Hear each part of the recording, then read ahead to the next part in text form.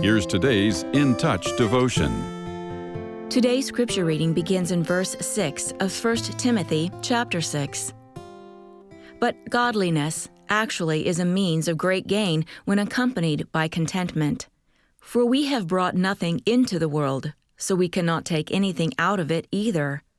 If we have food and covering, with these we shall be content. But those who want to get rich fall into temptation and a trap, and many foolish and harmful desires, which plunge people into ruin and destruction. For the love of money is a root of all sorts of evil, and some, by longing for it, have wandered away from the faith and pierced themselves with many griefs.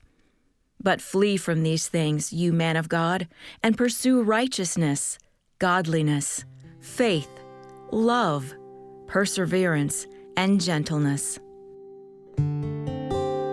We all need a certain amount of money to meet basic needs such as food, shelter, and clothing. But few people are satisfied with the bare essentials.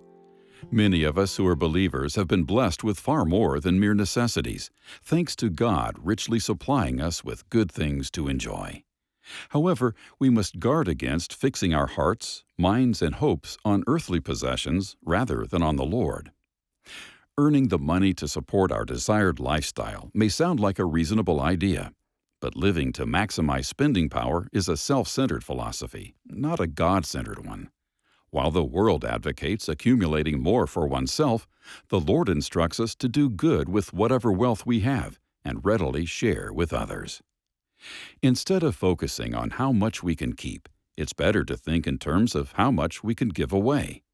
God has promised to supply our needs, but often lavishes far more than the basics, and He delights to see His children joyfully sharing what He has given.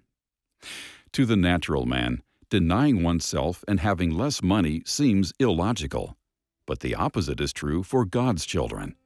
The more closely we follow His way of managing money, the greater our satisfaction and sense of security will be.